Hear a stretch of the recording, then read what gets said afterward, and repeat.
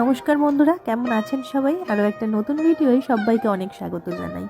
বন্ধুরা, আজ এই রাস পূর্ণিমার দিন আমি আমার ঘরের রাধা মাধব এবং গোপাল সোনার পুজোর সঙ্গে সঙ্গে আপনাদের সঙ্গে রাসলীলা সম্বন্ধে কিছু কথা শেয়ার করব। ভিডিওটা পুরোটা দেখুন, আশা করি ভালো লাগবে। ভালো লাগলে অবশ্যই লাইক, শেয়ার, সাবস্ক্রাইব করে পাশে থাকবেন। বন্ধুরা, আমি আমার গোপাল সোনা আর গোমাতাকে স্নানপাত্রে নামিয়ে নিয়েছি। তো এবার আমি পঞ্চামৃত দিয়ে অভিষেক করিয়ে নেব।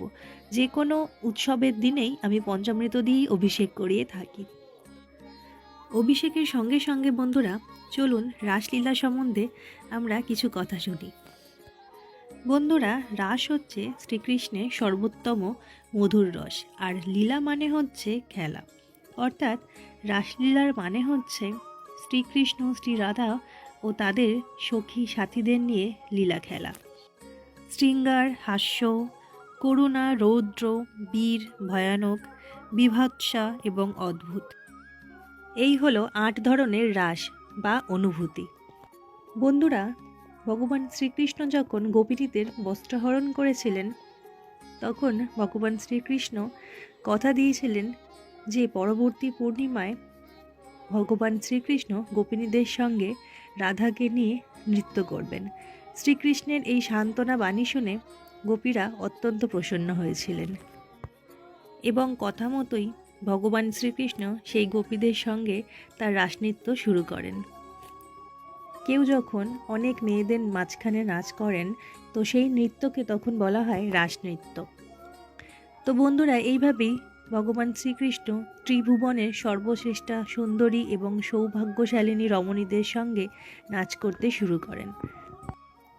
তারাও ভগবান শ্রীকৃষ্ণের প্রতি অত্যন্ত আকৃষ্ট ছিলেন।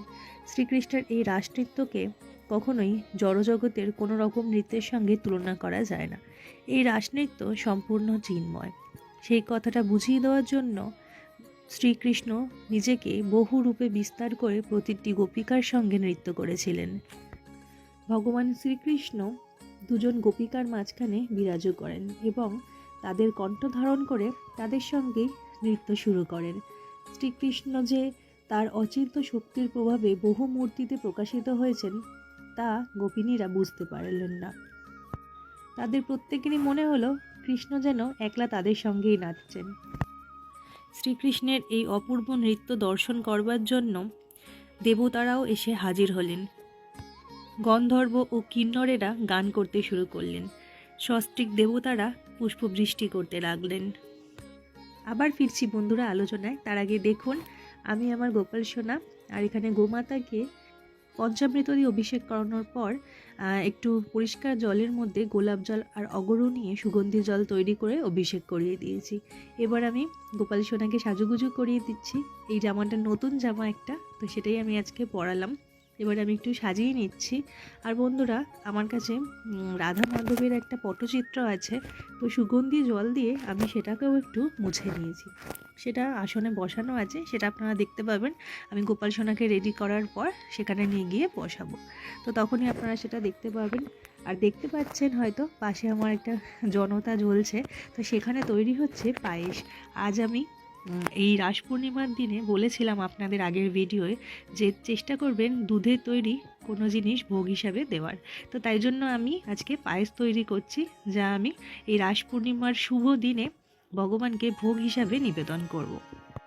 তো এই যে বন্ধুরা, আমি আসনে বসিয়ে দিয়েছি আর এদিকে ধূপ প্রদীপগুলো সব জ্বালিয়ে নিচ্ছি। এরপর চন্দন সহযোগে মালা পরিয়ে দেব, চন্দনের ফোঁটা দেব, আর চন্দন সহযোগে তুলসী পাতা ভগবান শ্রীকৃষ্ণ আর আমার গোপাল সোনার চরণে নিবেদন করব, আর তুলসী পাতা রাধারানীর হাতে নিবেদন করব। আর রাধারানীকে পরাবো লাল চন্দনের টিপ, আর গোপাল সোনা, রাধা মাধব, গোমাতা এনাদের পরাবো সাদা চন্দনের টিপ। তো আপনারা পূজাটা দেখতে থাকুন, তার সঙ্গে সঙ্গে ফিরে যাই সেই আলোচনায়। বন্ধুরা, রাস পূর্ণিমা সনাতন ধর্মাবলম্বীদের একটি অন্যতম উৎসব। বৃন্দাবন, মথুরা, উড়িষ্যা, অসম, মণিপুর সব জায়গাতেই রাস পালন করা হয়। এছাড়াও পশ্চিমবঙ্গের বিভিন্ন জায়গায় খুব আড়ম্বরের সঙ্গেই এই উৎসব পালন করা হয়। আগেই বলেছি বন্ধুরা, যে রাস পূর্ণিমা সনাতন ধর্মাবলম্বীদের কাছে একটি অন্যতম উৎসব। তার কারণ বন্ধুরা, ভগবান শ্রীকৃষ্ণ হলেন সনাতন হিন্দু ধর্মে পরম পুরুষোত্তম ভগবান। পুরাণ অনুযায়ী তিনি বিষ্ণুর অষ্টম অবতার।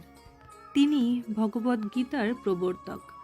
ভাদ্র মাসের কৃষ্ণপক্ষের অষ্টমী তিথিতে তার জন্মোৎসব পালন করা হয়। এই শুভ তিথিতে ভগবান শ্রীকৃষ্ণ, শ্রী রাধা এবং গোপিনীদের সঙ্গে লীলা খেলা চলে। সুমিষ্ট ও সুরেলা বংশীধ্বনিতে মুগ্ধ হয়ে গোপিনীরা মায়াপ্রেমে জড়িয়ে সংসারের মোহ যন্ত্রণা ত্যাগ করে বৃন্দাবনে উপস্থিত হয়েছিলেন। মায়া ও কৃষ্ণ প্রেমের টানে বৃন্দাবনে শ্রীকৃষ্ণের চরণে নিজেদের সমর্পণ করেছিলেন। প্রেমের মোহে কৃষ্ণকে কাছে পেতে সকলেই উপস্থিত হয়েছিলেন সেই দিন। প্রথম দিকে কিন্তু ভগবান শ্রীকৃষ্ণ সখীদের বাড়ি ফিরে যেতেই বলেছিলেন। তিনি বলেছিলেন তারা যেন মন দিয়ে সংসার ধর্ম করেন। কিন্তু মায়া আর প্রেমে অন্ধ হয়ে বাড়ির দিকে যাওয়ার কথা কানেই তোলেননি গোপিনীরা। গোপিনীদের সেই ভক্তি দেখে মনোবাসনা পূরণ করার জন্য শ্রীকৃষ্ণ তখনই শুরু করেন রাসলীলা। শ্রীকৃষ্ণকে কাছে পেয়ে নিজেদের গর্ব অহংকারবোধ দ্বিগুণ হয়ে যায়। কিন্তু ভগবান শ্রীকৃষ্ণ গোপিনীদের মধ্যে থেকে শ্রী রাধাকে সঙ্গে করে অন্তর্ধান করেন। তখনই ভুল ভাঙে তাদের। ভগবানকে নিজ একমাত্র আমার বলে ভেবে অহংকারে মত্ত হয়ে ওঠে। আর এই অহংবোধেই ভগবান শ্রীকৃষ্ণকে হারিয়ে ফেলেছিলেন। কথায় আছে, ভগবান শ্রীকৃষ্ণ হলেন ত্রিভুবনের অধিপতি। কোনো মায়ার জালেই তাকে বেঁধে রাখা যায় না। নিজেদের ভুল বুঝতে পেরে ভগবান শ্রীকৃষ্ণের স্তুতি করতে শুরু করেন তারা। ভক্তদের ভক্তিতে তুষ্ট হয়ে গোপিনীদের মানব জীবনের পরমার্থ বুঝিয়ে অন্তর্শুদ্ধ করেছিলেন ভগবান শ্রীকৃষ্ণ। গোপিনীদের ভক্তিকে সম্মান জানাতে যতজন গোপিনী ততজন কৃষ্ণ হয়ে মনোবাসনা পূরণ করেছিলেন তিনি। এরপর থেকেই প্রতি বছর জগতে রাস উৎসব পালন করা শুরু হয়। তো বন্ধুরা, যেমনটা আপনারা দেখছেন, আজকের এই শুভ দিনে আমি ভগবানকে পায়েস করে দিয়েছি আর 3 রকম গোটা ফল নিবেদন করেছি আর দিয়েছি সন্দেশ। আর আজ বাল্য সেবায় আমি ঘুম থেকে তোলার পর মাখন মিষ্টি দিয়েছিলাম। আর প্রতিটা ভোগে অবশ্যই তুলসী পাতা দিতে হবে। তো এবার আমি আরতি করব, আপনারা আরতি দর্শন করুন।